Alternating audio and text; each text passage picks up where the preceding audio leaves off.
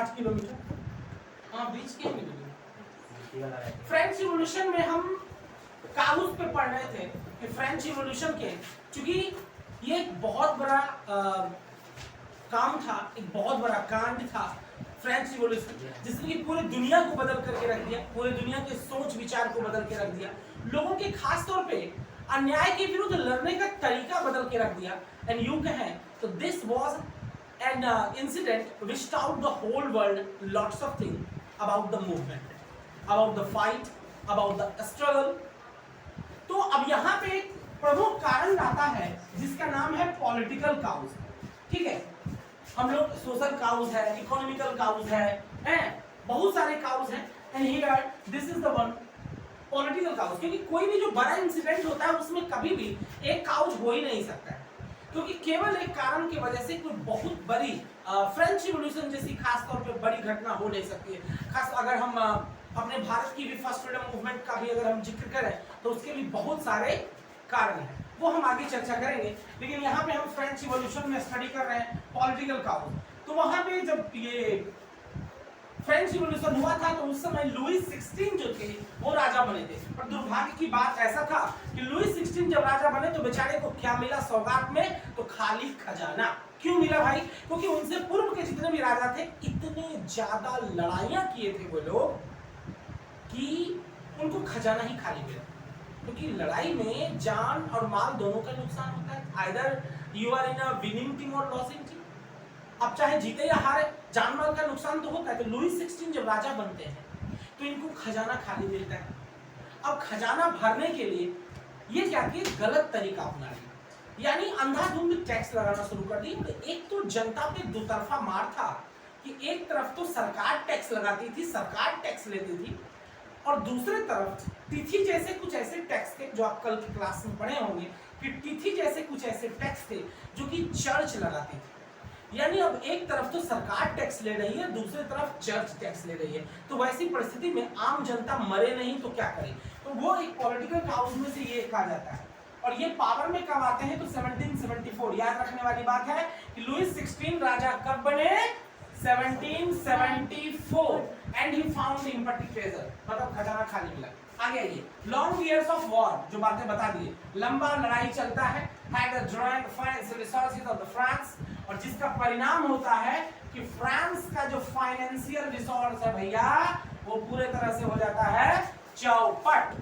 आगे हम क्या देखते हैं कि एक और कांड हुआ है, घटना है कि लुईस 16 के ही अंदर, under the Louis 16 the France have the 13 American colonies. America की 13 वो कॉलोनी थी, ठीक है, उसको इंडिपेंडेंस लेने में फ्रांस ने मदद किया।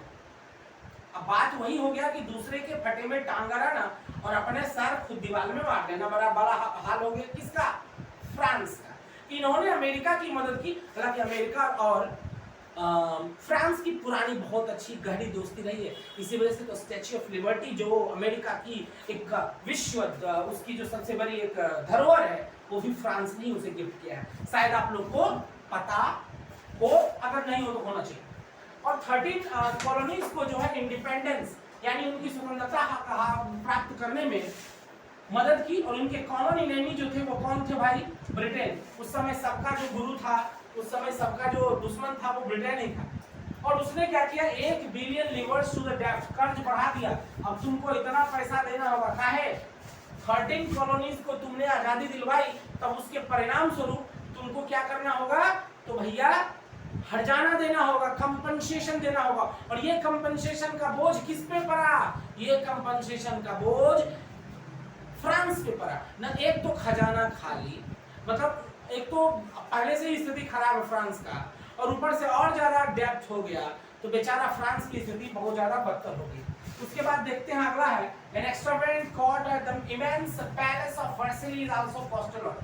उसके बाद ये महल बनाने में और ज्यादा खर्चा हो गया, सारा खर्चा ही हो रहा है। To meet this regular expenses such as the cost of maintaining an army the court. उसके बाद आप इकोनॉमिक्स में शायद पढ़े हो या नहीं पढ़े हो तो जानना चाहिए कि हम कोई भी जो काम करते हैं उसमें 2 तरह के एक्सपेंसेस होते हैं, ठीक है, बहुत इंपॉर्टेंट बात बताया है, ध्यान से सुनिए कि कोई भी जब हम काम करते हैं तो वहां पे 2 तरह के एक्सपेंसेस होते हैं। पहला परमानेंट एक्सपेंस, दूसरा रेगुलर एक्सपेंस।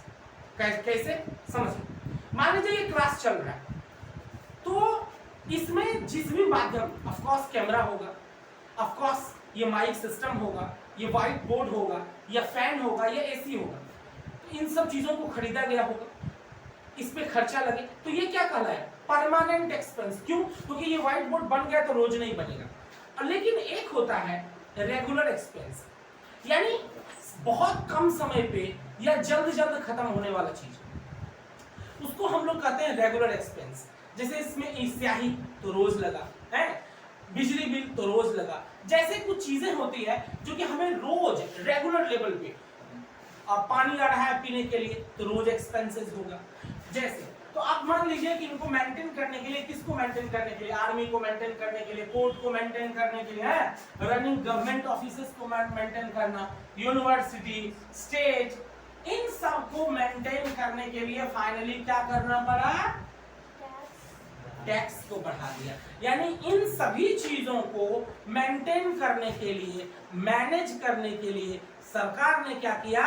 तो टैक्स बढ़ा दिया। और यही सरकार का टैक्स बढ़ाना उसके लिए एक बहुत बड़ा गलत चीज साबित होने वाला है। और ये था उसके कुछ पॉलिटिकल इंपॉर्टेंट काउंट्स।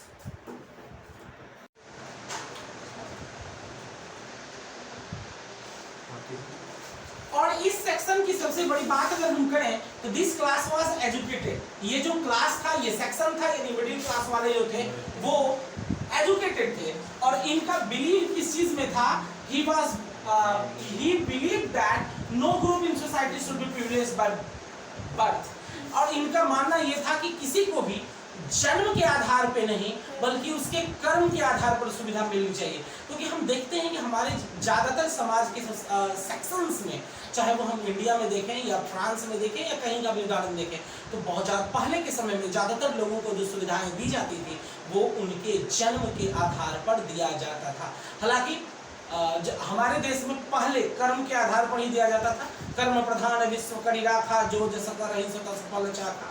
लेकिन बाद में जो है हमारे देश में भी ये जन्म के आधार पर सुविधाएं दी जाने लगी। तो फ्रांस के ये मिडिल क्लास वाले लोग बर्थ के आधार पर प्रिविलेज्ड नहीं चाहते थे। उसके बाद they were inspired by the ideas put forward by the various philosophers।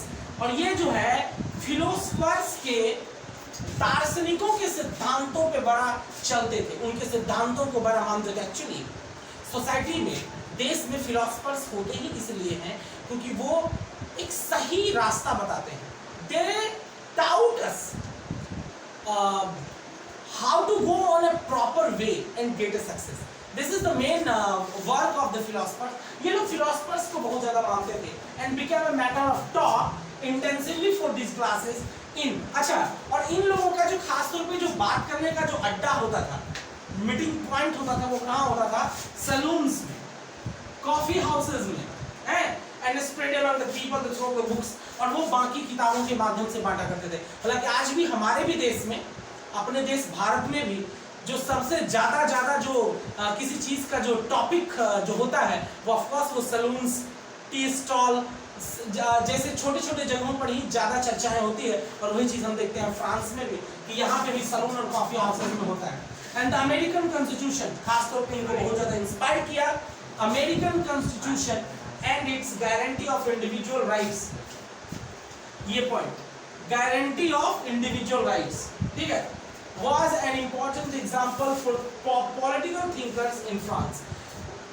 यानी अमेरिका का संविधान का इंडिविजुअल राइट्स की सोच इन लोगों को एक सही रास्ता दिखाने का काम की या उनको मोटिवेट करने का काम की। तो यहाँ पे हम ये देखें the growing middle class society, ये जो मिडिल क्लास था फ्रांस का, ये ग्रोइंग कंडीशन में था, ये तेजी से आगे बढ़ रहा था। और तेजी से आगे बढ़ने का पहला रीजन ये एजुकेटेड थे, दूसरा रीजन ये ओवरसीज बिजनेस करते थे, तीसरा रीजन ये मैन्युफैक्चरिंग किया करते थे, चौथा रीजन ये फिलोसफर्स के सिद्धांतों पे चलते थे, पांचवा रीजन ये अपनी नॉलेज को स्प्रेड करते थे, छठा रीजन ये बुक्स को पढ़ते थे और बुक्स में अपनी बातों को बुक्स में लिख करके ये स्प्रेड करते थे। तो these were the some important reasons for the growth of middle class society of France. इसके आगे हम अगले वीडियो में मिलेंगे, अगले क्लास में मिलेंगे। तब तक के लिए इन सारे वीडियोस को आप देखिए, पढ़िए, समझिए। And if you will get any kind of the questions and except that, if you want to suggest me by any manner, then my inbox is always waiting for you, and definitely you will have to do the 3 works: like, share and subscribe, because these 3 things will motivate me and my whole team of Baragyan classes. So I hope that you will enjoy with this video, and I hope that you will definitely like and learn a lot of things from the video of Baragyan classes. So stay tuned with us, and we are very soon coming with an extraordinary class of the spoken classes. So thank you so much, and I hope you will enjoy, and we'll meet after some time. Thank you so much.